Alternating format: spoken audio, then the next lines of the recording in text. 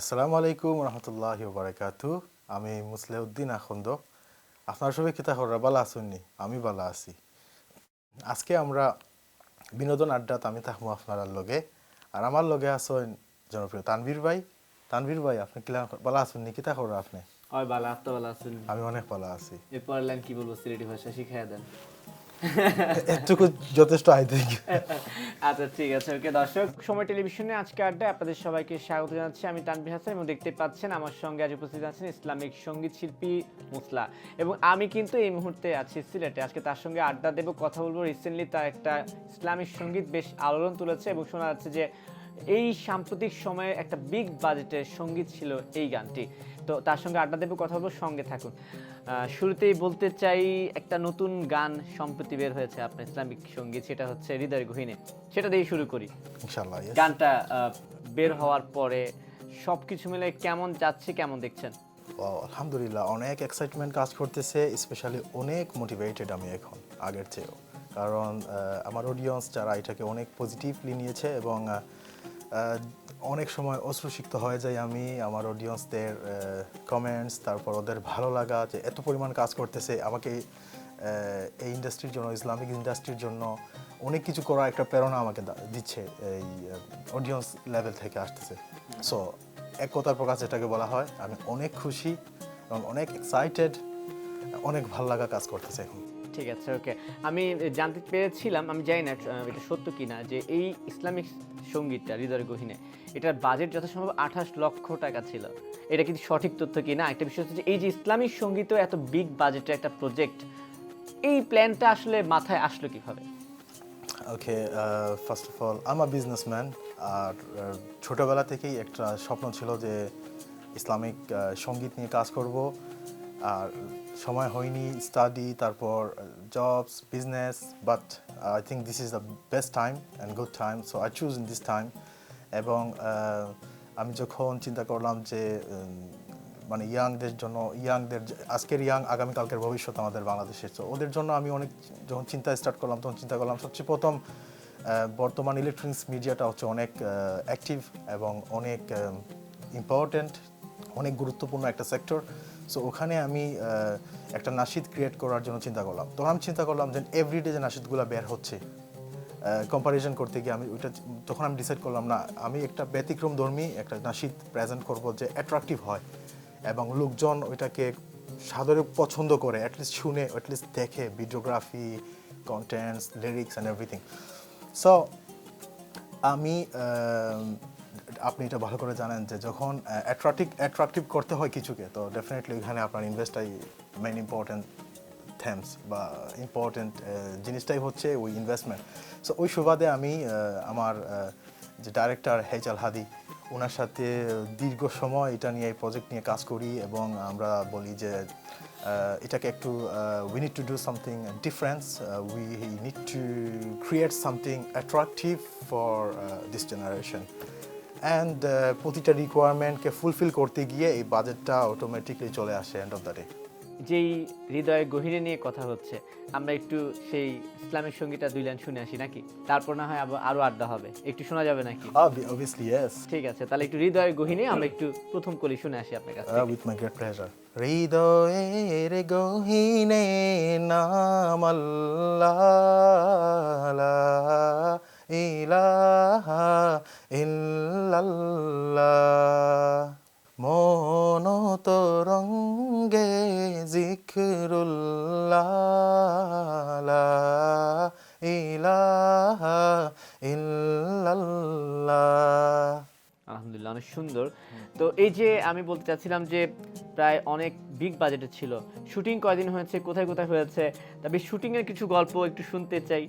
হ্যাঁ, আমরা এটা হৃদয়ের গহীনে মেকিং করার জন্য 5টা ডিফারেন্ট লোকেশন আমরা চুজ করেছিলাম। আমাদের ছিল টেকনাফের পার্শ্ববর্তী কিছু এরিয়া, টেকনাফে, একদম শেষ হ্যাঁ, প্রান্ত দেশে। যেখানে ওই পাহাড়, তারপর নীলা জলরাশি, তারপর কিছু নেচার আমরা হেজাল হাদি ক্যাপচার করেছে, অনেক সুন্দর একটা ফুটেজ চলে আসছিল ওখান থেকে। তারপর obviously Cox's Bazar, one of the biggest beach in the world, 21 kilometre, so why not, আমরা ওইটার প্রফিটও করেছি ওখানে। তারপর আমরা ঢাকার একটা অভিজাত একটা রেস্টুরেন্ট আমরা শ্যুট করি অ্যান্ড সুনামগঞ্জ নীলাদ্রি এরিয়া কিছু ভালো জায়গা ছিল, তো ওখানেও আমরা শ্যুট করেছি। প্রায় 4 দিনের মতো শ্যুট হয়েছে। প্রায় 4 দিনের মতো শুট হয়েছে, অনেকগুলা জেলায় আপনার যাওয়া হয়েছে। হ্যাঁ, but it's not, we are not did this together, এটা স্টেপ বাই স্টেপ হয়েছিল। টোটাল প্রজেক্ট কত দিনের ছিল?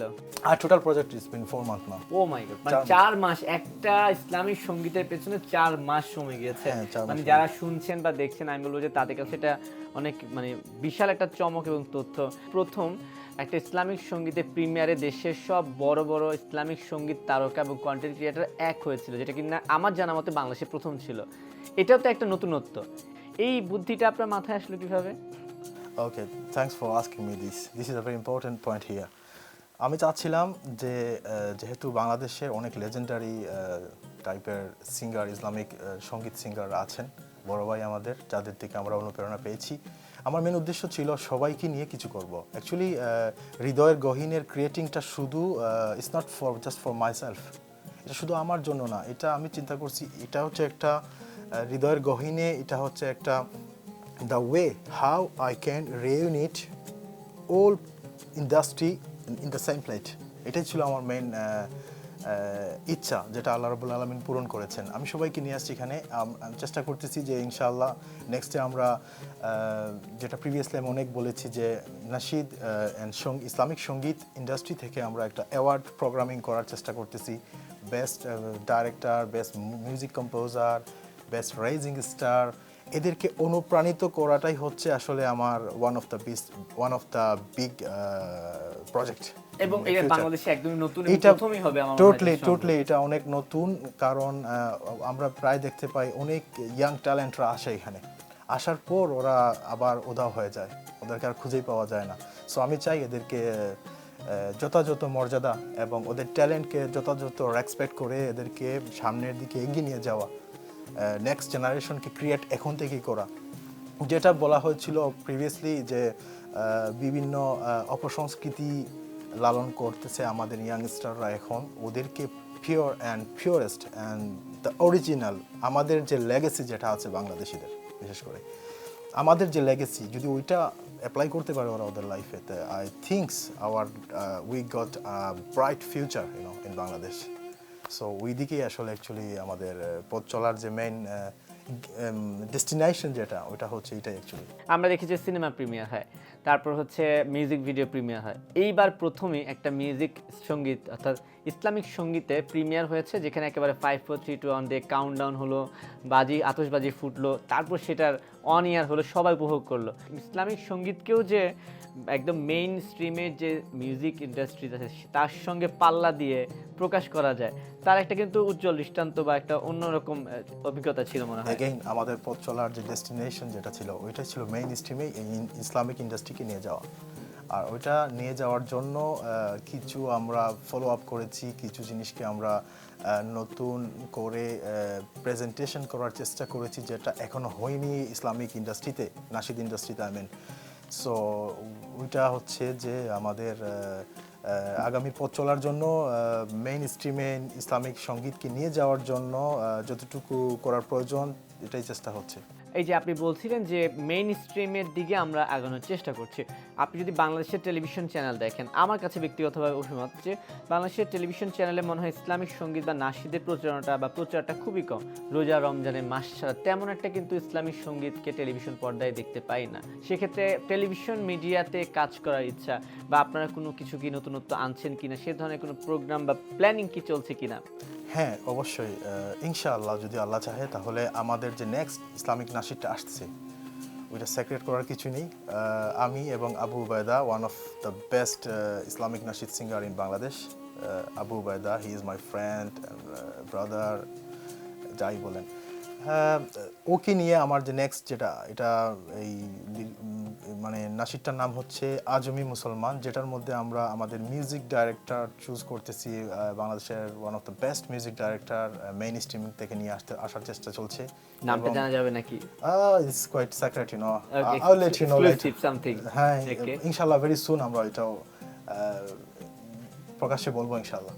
বাট আমরা চাচ্ছি যে ইসলামিক ইন্ডাস্ট্রিকে একটু আপার লেভেলে নিয়ে যাওয়ার জন্য, গায়কি যেগুলো আছে ওইগুলা ইন্টারন্যাশনাল স্ট্যান্ডার্ড নিয়ে যাওয়ার জন্য তারপর ইসলামিক শরীয়তের অনুযায়ী যে ইনস্ট্রুমেন্টগুলো আমরা ব্যবহার করা জায়েজ আছে এইগুলোকে আমরা ইউজ করার চেষ্টা করব ইনশাআল্লাহ, এবং ইয়াংদেরকে আরও অ্যাট্রাকটিভ করব আমরা এই নাশিদের দিকে। বাট নেক্সট যেটা আসতেছে আপনারা you can trust me, I will try